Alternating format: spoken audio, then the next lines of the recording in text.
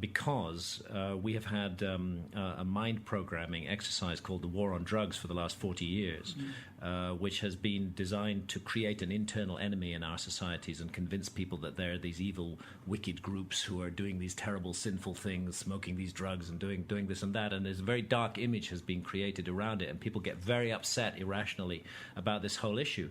And actually what's been forgotten in all of this, and for me has become, I regard it as an extremely important issue, is that when the state sends us to prison for essentially exploring our own consciousness, this is a grotesque abuse of human rights. It's a fundamental wrong.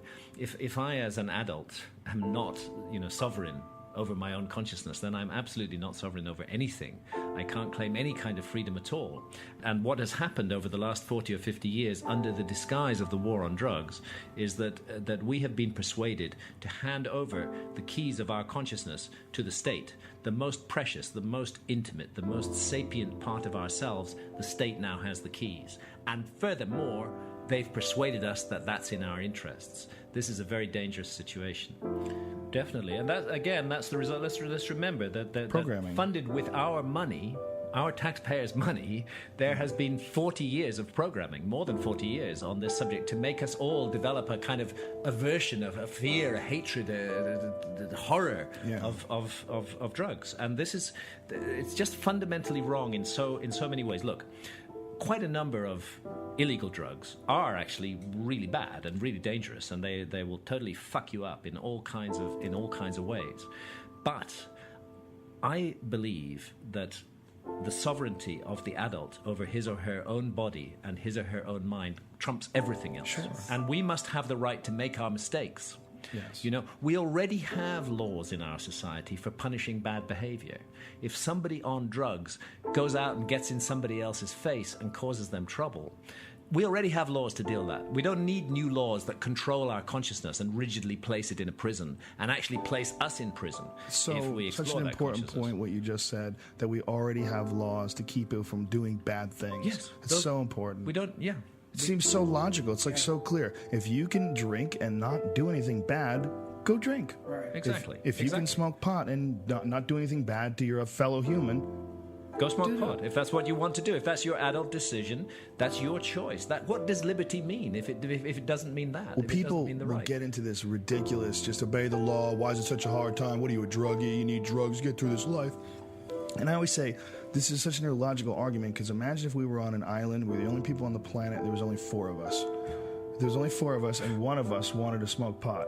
And we said, no, we got to lock this guy and put in a fucking cage. He's crazy.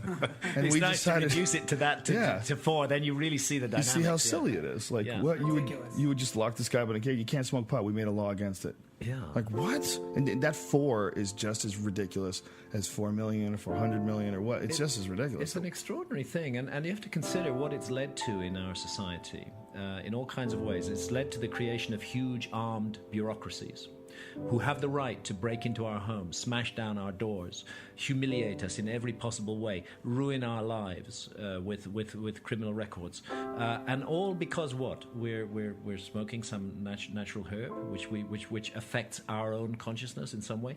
So again, I say, if we get into the faces of others, the state may have a role to play, and it does, and it already has elaborate rules for dealing with that.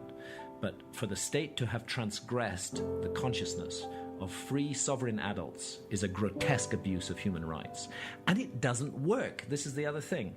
If the state could turn around and say, the war on drugs has worked, we have reduced the consumption of this, that, it's not true. They haven't reduced the consumption of any drugs. The consumption of all illegal drugs has gone up and up and up and up and up. Let's take another drug, tobacco. You never got sent to jail for smoking tobacco. You never got your life ruined or your front door broken down. But some years ago, people cottoned on to the notion that tobacco actually may be making us pretty unwell if we're smoking a lot of tobacco.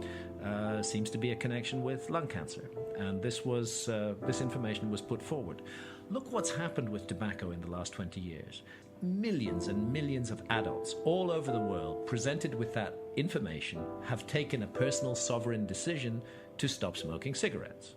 I took that decision when I was 38 years old. I'm 61 now. I used to smoke 40 cigarettes a day. Wow. And I was a journalist, cigarette hanging out the mouth, typewriter. I was a heavy smoker, but I took the decision. I came to the conclusion this is not good for my body. Stephen King said that it was a neurotransmitter and enhancer that he suffered when he stopped smoking. Well, so many writers. Helped him write. Like when you were a writer, why did you smoke so much as a writer? It helps. Yeah, it does. It definitely did help, as does marijuana. If the state was really interested in helping us, this is how the war on drugs is presented. We're concerned about your health, so we're going to send you to prison.